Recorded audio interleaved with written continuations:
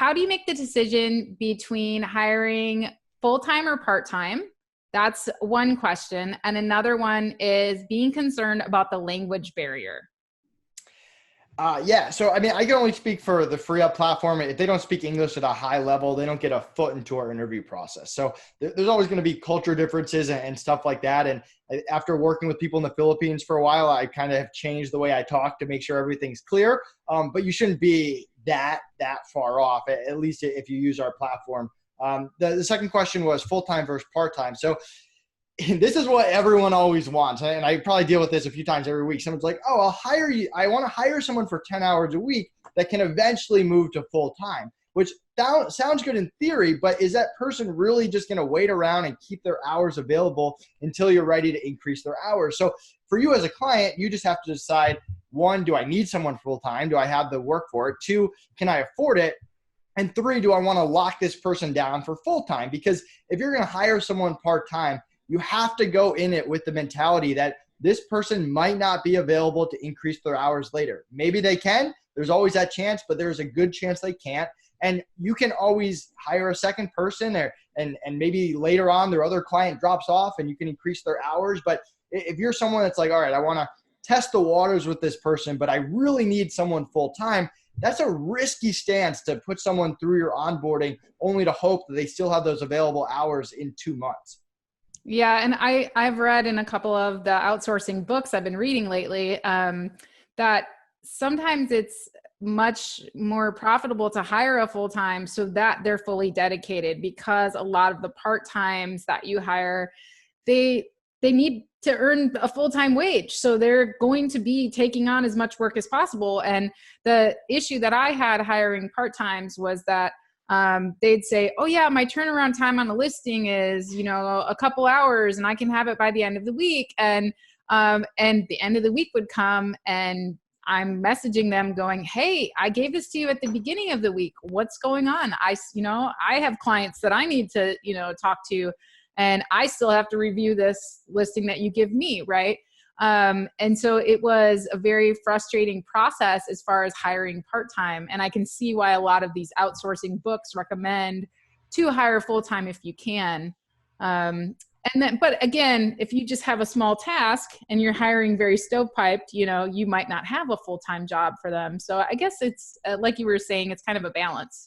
Maybe you start part-time and then you lock them into full-time when your work increases and you're scaling your business and you're like, oh yeah, I want to lock them down as a full-time employee.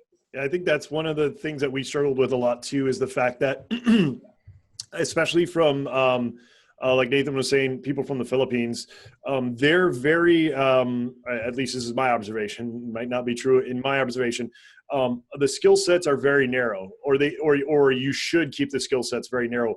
If you try to get like somebody who's like a do everything person, you're going to have a really hard time getting good results and also like keeping them focused, which does make it even a little bit harder to go the full-time route. Because if you're like, hey, I need somebody to manage my PPC, but you've only got, you're just starting out, you got 2 campaigns, that makes it, pretty difficult. So, that is kind of a difficult thing to navigate. Any suggestions on that, Nathan? Yeah, I mean, it's very case by case. I mean, if you don't have a budget for hiring, I would kind of think of it more in terms of projects. Like what can I get these 3 listings optimized? Can I hire someone to do this graphic design project? And then figure out, okay, do I need a customer service rep? Do I need them for 2 hours a day? All right, let's do it. And yeah, I mean, it really just depends on the person and where you're at in your business. I've had roles that I thought were part-time, and I hired someone. I was like, crap, I actually need them full-time, and I've increased it, and vice versa. I've had things where I've hired someone full-time and then I've split them between 2 teams because I only needed 20 hours a week. So there's a certain element of trial and error there. Everyone's trying to get that perfect hire in that perfect situation.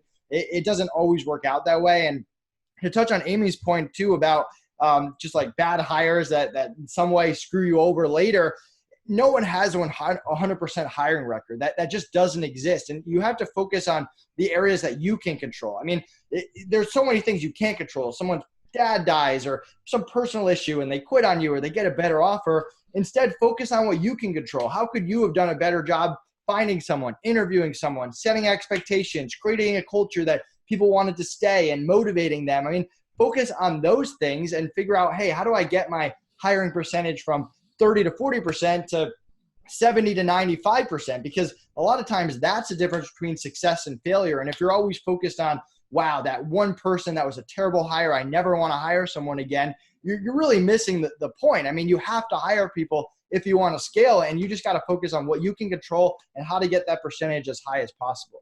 So along that line, Nathan, that's so great to focus on yourself and your business. But we had a question in the chat about, they asked, you shouldn't hire until you know enough to write out specific directions. So you were talking about your big document that you have that you read it. Should that deter you from hiring? Well, no, I mentioned the three levels of people, the basic, the mid, and the expert. So, and keep in mind, these are real people. They don't always fit into perfect levels. We have rock stars that are $8 an hour that, yeah, you can be kind of hands off, or you can have them create it with you. But as a best practice, yeah, if you hire a basic level person, you should have some idea, some kind of instruction, some kind of system to have them follow. And in the mid level, you don't need you should know what you want, but you don't need a training document. And for the expert level, you definitely don't. And that's kind of my mentality. If I'm going to hire a basic level person, I have a system, I have a process in place, and I have my 3-month rule where I try not to do anything longer than 3 months. The first month, I'm throwing stuff against the wall and seeing what works and what doesn't. The second month, I have a pretty good idea of what doesn't work, and I'm focusing on what's working. And the third month, I'm fine tuning it with the goal of, at the end of the month, taking it off my plate. And that's more of that process person, where the other two roles, you don't really need that. So can we